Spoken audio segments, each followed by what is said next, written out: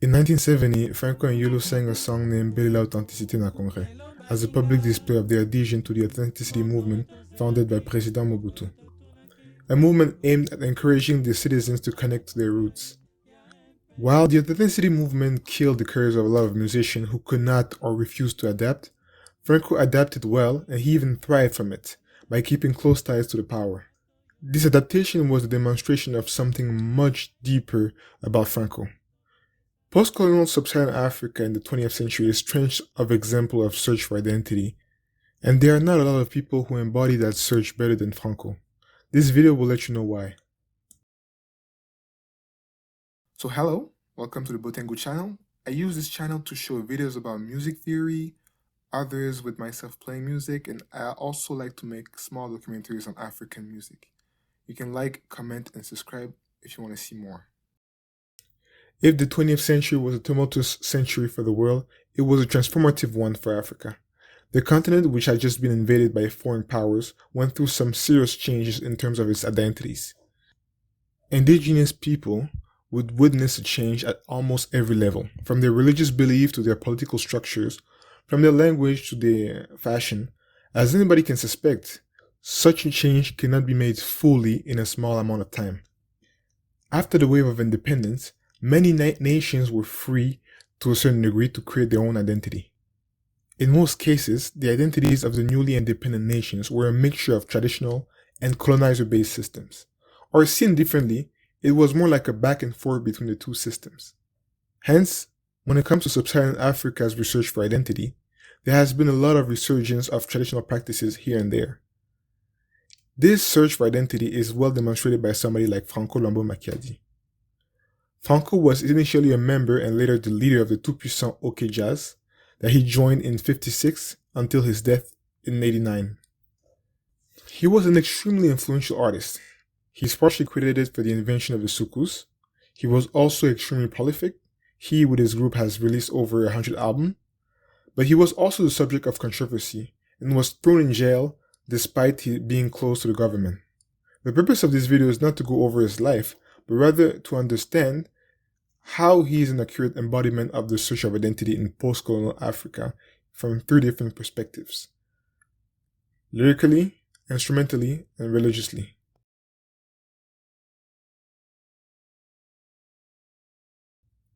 Originally, Franco composed songs about love and deceit. His compositions were part of a genre called rumba lingala, which was an adaptation of the son cubano. However, he later changed his style. He became more vocally involved in his composition and also started to talk more instead of singing. His songs became lengthier and more repetitive. It was also an opportunity for him to showcase his comedic side while harshly criticizing society and giving his advice, similar to what a griot used to do.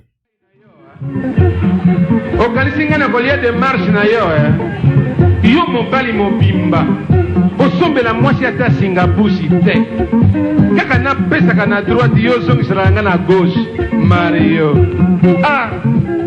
tala Mario moko mosuna yelobaki bona bitala pasi ya pamba tolinga na biso mibale kwa baluambo bana tai serré. Franco went from a more Western singing style influenced artist to somewhat of a traditional griot, denouncing the wrongdoing he saw in his society. A griot is somewhat of a musical storyteller, which was frequent in West Africa.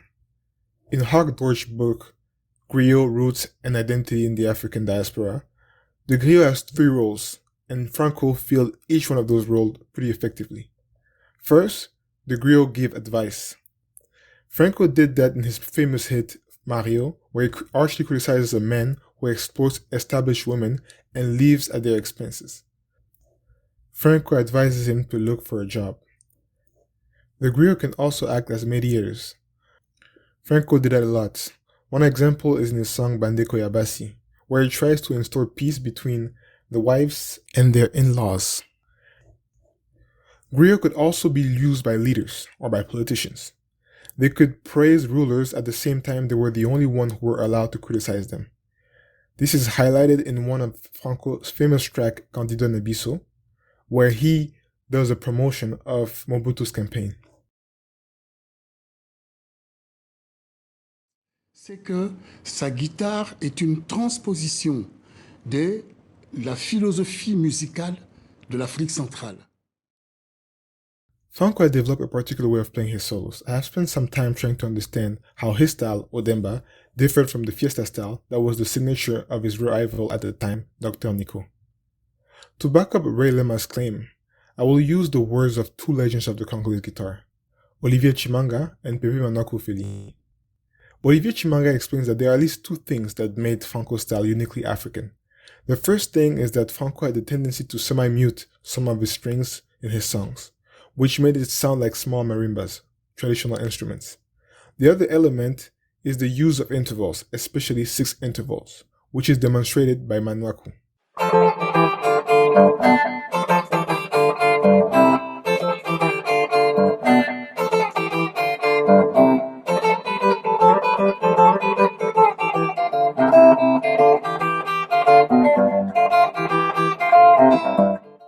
Guitar solos can be played in multiple ways. With electric guitars, for example, we can create a delay effect and add distortion, making the guitar sound more like a wind instrument. Franco did not use those effects, but he fully relied on the percussive aspects of the solo, making it sound like a marimba solo. His thumb and his fourth finger played the role that both hands normally play when playing marimba.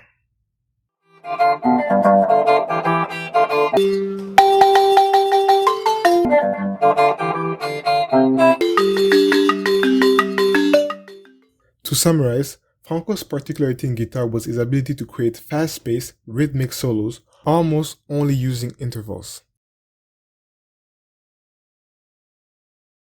Despite having been raised as a Catholic, Franco was also close to traditional practices and ancestral beliefs, as he revealed in one of his last interviews before his death. Protection à Bakoko. Normalement, ils avaient bakoko. Protection depuis nga na yebisa ke na boaki protection zaki na ngai na kumba ngambo. This is typical of many people on the continent, and even in the diaspora, as discussed by Stephen Bigger. Translating the Bible into local languages brought about a fusion, a syncretism between African and biblical teaching. The apparent reality of demons, spirits, and witches left a legacy of war between light and darkness, a dualism of good and evil. Once African people could take ownership of their version of Christianity, membership greatly expanded. During the 70s, Franco became a Muslim and adopted the name Abubakar Siddiqui. Franco est mort musulman.